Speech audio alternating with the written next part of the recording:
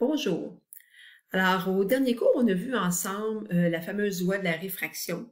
Et aujourd'hui, ce que je pensais faire, c'est de faire une conjecture avec vous. Alors, peut-être une conjecture, tu ne sais pas exactement ce que c'est, mais pourtant, tu en as déjà fait. Quand on fait des laboratoires, quand on fait des activités comme certaines activités sur les miroirs qu'on a fait, et qu'on vous demande de tirer des conclusions à partir de vos observations, eh bien, c'est de faire une conjecture. Donc, c'est d'émettre une hypothèse à partir d'exemples concrets. C'est pas quelque chose que vous êtes à l'aise souvent à faire, ce qui fait qu'on a pensé en faire justement une avec vous autres aujourd'hui. Question de t'habituer un peu à ce genre de problème qu'on peut voir soit en mathématiques ou encore en physique. Alors, je suis présentement à la page 2 de ton cahier de notes de cours et on nous présente là une situation. On a comme deux questions, vrai ou faux, et on va les lire ensemble.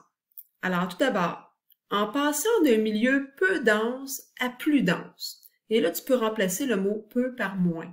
Donc, tu passes d'un milieu qui est moins dense à un milieu qui est plus dense. Plus le deuxième milieu est dense et plus le rayon réfracté est dévié. On va penser à ça, on va se donner des moyens pour répondre à ça. Deuxième question, vrai ou faux. En passant d'un milieu peu dense à plus dense, plus le deuxième milieu est dense et plus l'angle de réfraction est petit. Ce qu'on nous dit, c'est qu'on veut prouver ça à l'aide de calculs mathématiques, donc de démonstrations mathématiques. Et on nous donne trois milieux pour faire notre démonstration, soit le milieu de l'air, le milieu de l'eau et le milieu du diamant. Et on nous donne dans les trois cas l'indice de réfraction de chacun des milieux. Alors, si je me fie à ce qu'on nous demande, à chaque fois, on veut passer d'un milieu qui est moins dense. Donc, si je regarde, le milieu qui est moins dense dans tous ces milieux-là, c'est le milieu de l'air.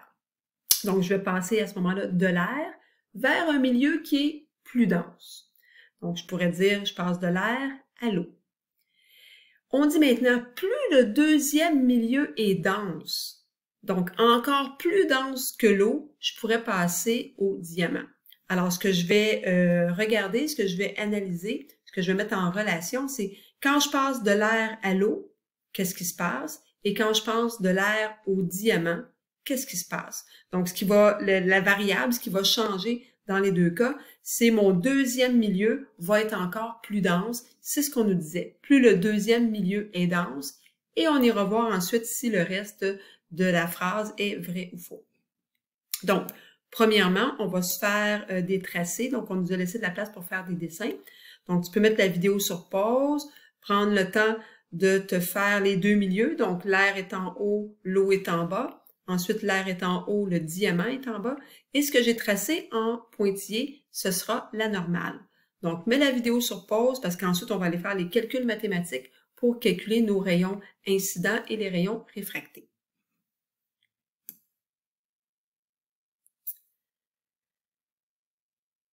Alors, dans chacun des cas pour mes exemples, ce que je vais faire, c'est que je vais partir d'un angle initial que je vais établir et cet angle-là, je vais le mettre à 20 degrés.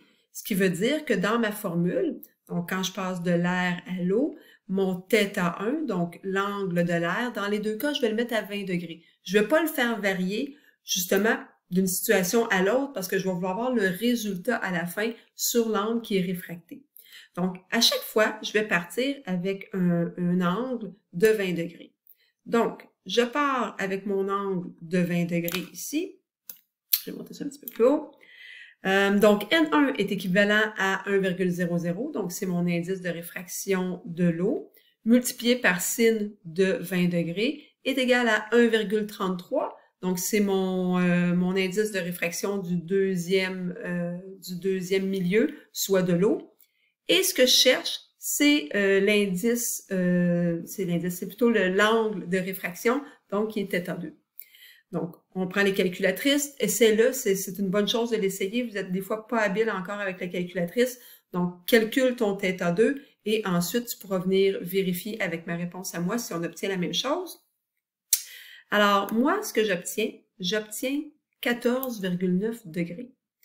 Donc, je suis partie d'un angle de 20 degrés et j'arrive à un angle de 14,9 degrés. Donc, on va aller vérifier le calcul du deuxième et ensuite, on ira faire nos dessins. Alors, quand je passe de l'air au diamant, Mon N1 est toujours égal à 1, mon sin θ1 est toujours égal à 20, donc ça, je veux pas que ça change.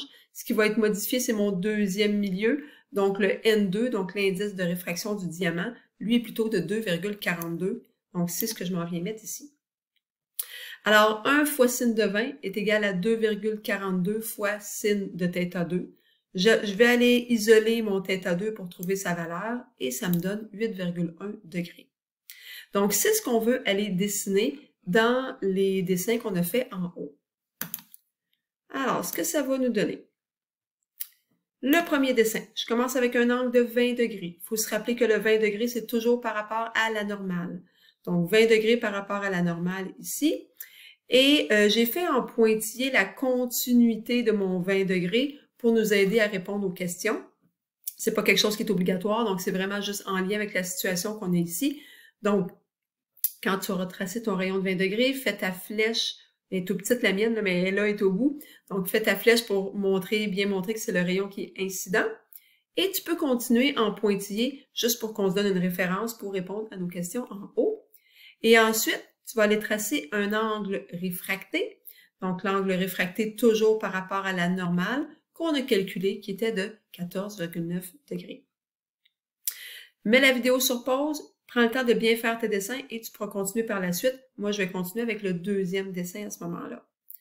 Donc, notre deuxième dessin, on a toujours un angle incident de 20 degrés. On ne voulait pas que ça change puisqu'on veut comparer les deux situations ensemble. Donc, je pars avec un angle incident de 20 degrés. J'ai fait ma pointillée en continuité et mon angle réfracté, dans ce cas-ci, est de 8,1 degrés. Donc, ce qu'on s'aperçoit, c'est quand on passe d'une situation où on avait l'air comme étant le premier milieu et l'eau le deuxième, et on va plutôt de l'air au diamant, donc le deuxième milieu est encore plus dense que ce qu'on avait avec l'eau. Ce qu'on s'aperçoit, c'est que notre rayon qui est réfracté, eh bien, l'angle avec la normale, donc l'angle réfracté, est encore plus petit. Donc, avec ça, je suis maintenant capable d'aller répondre aux questions que j'avais en haut. En passant d'un milieu peu dense à plus dense, plus le deuxième milieu est dense, donc là, je peux comparer ma situation numéro 1 à ma situation numéro 2, plus le rayon réfracté est dévié. Le rayon réfracté, c'est mon deuxième rayon que je pointe ici en rouge. Donc, est-ce qu'il est plus réfracté? S'il n'était pas réfracté du tout, il serait sur mon pointillé. Et là, on me dit que dans la deuxième situation, il devrait être plus réfracté, ce qui veut dire que la différence entre sa continuité et le rayon réfracté est plus grand. Et c'est le cas ici.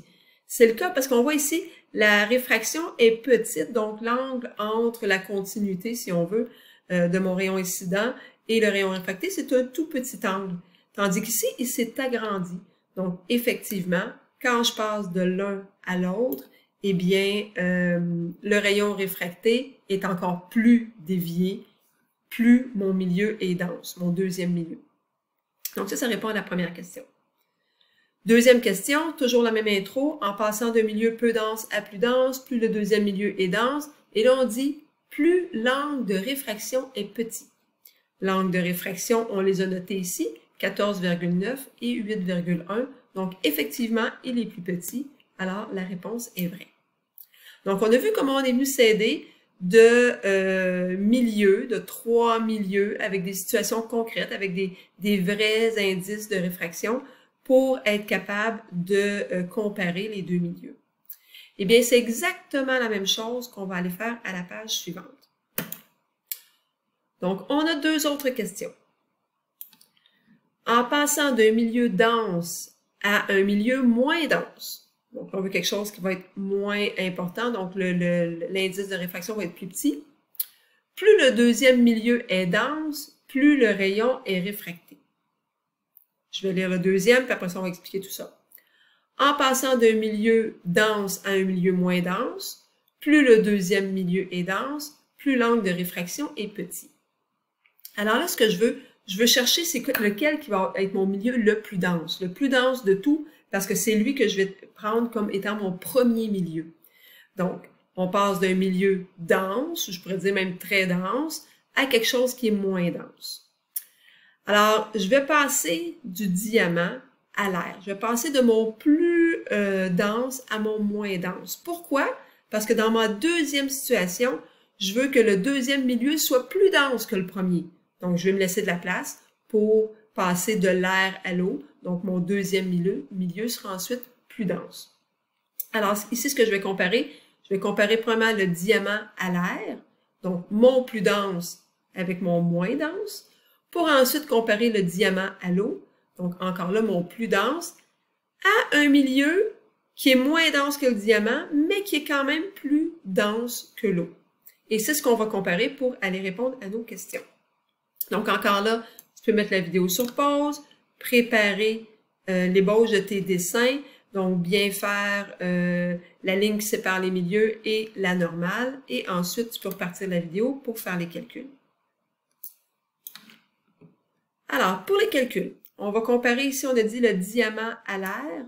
Donc, le N1 est maintenant rendu l'indice de réfraction du diamant. Et mon sin, je vais toujours le laisser à 20 encore. Donc, je vais toujours partir avec le même angle de départ. Donc, N1 fois sin de 20 degrés est égal à N2. Dans ce cas-ci, mon N2, c'est de l'air, donc qui vaut 1,00 fois sin θ2. Je vais aller trouver la valeur de sin θ2, ce qui me donne, dans ce cas-ci, 55,9. Je vais aller faire la même chose ensuite dans le deuxième exemple qui passe du diamant à l'eau. Donc, N1 sin θ1 demeure exactement pareil, ça ne change pas. Ce qui va changer, c'est mon N2. Donc, maintenant, mon indice de réfraction sera maintenant par rapport à l'eau. Donc, l'indice de réfraction de l'eau qui est 1,33 fois sin θ2. Ça me permet de trouver mon angle de réfraction qui sera de 38,5. Et là, si tu suis bien le raisonnement, on va maintenant aller mettre ces données-là dans notre dessin. Alors, on s'en vient dessiner le premier milieu. Donc, on a dit qu'on avait toujours un angle incident de 20 degrés. J'ai fait encore une fois la continuité en pointillé et mon angle de réfraction est maintenant de 55,9 degrés, toujours par rapport à la normale. Faites attention, c'est toujours par rapport à la ligne pointillée et non pas par rapport à la ligne pleine. Je fais la même chose ensuite pour mon deuxième dessin, donc le diamant à l'eau, toujours avec un angle incident de 20 degrés.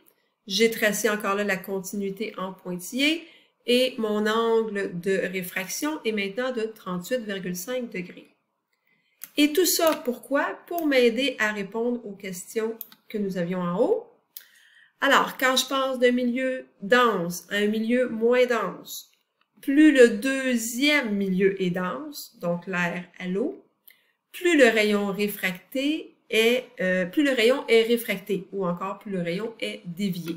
Est-ce que c'est vrai que dans le deuxième cas, mon rayon est plus dévié que dans le premier cas?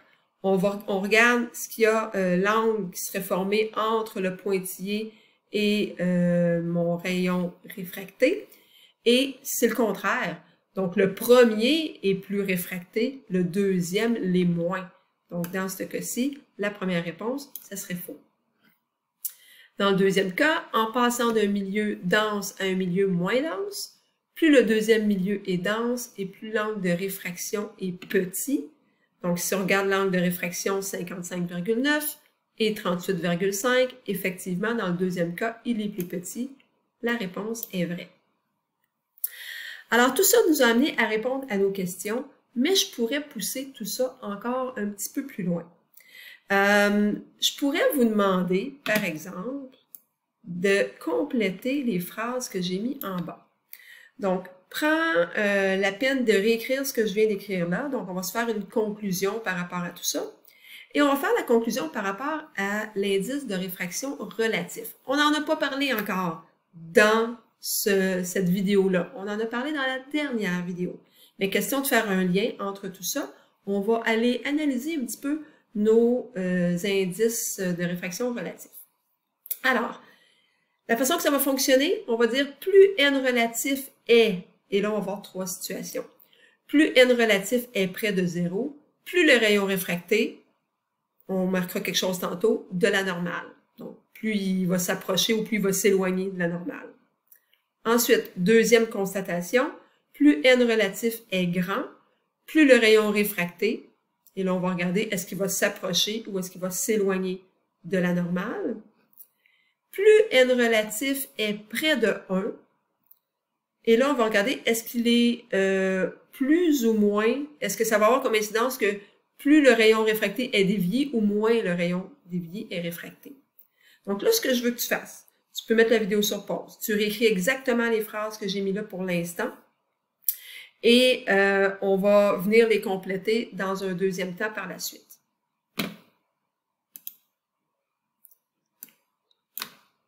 Alors, comme j'ai parlé, tu as probablement écrit tes petites phrases.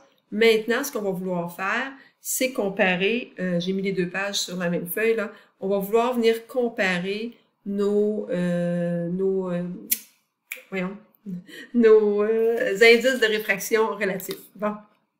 Donc, il va falloir les calculer, ces indices de réfraction relatifs-là. Et on a vu en classe, dans la dernière vidéo, en fait, que N relatif se calcule en faisant le rapport de N2 sur N1. Donc, dans chaque cas, on va aller voir quel est notre indice du deuxième milieu sur l'indice du premier milieu et on va arriver avec une valeur de N relatif. Donc, dans notre première situation, on passait de l'air à l'eau, ça serait de 1,33. Dans la deuxième situation, on passe de l'air au diamant, donc toujours même calcul, N2 sur N1 qui nous donne 2,42.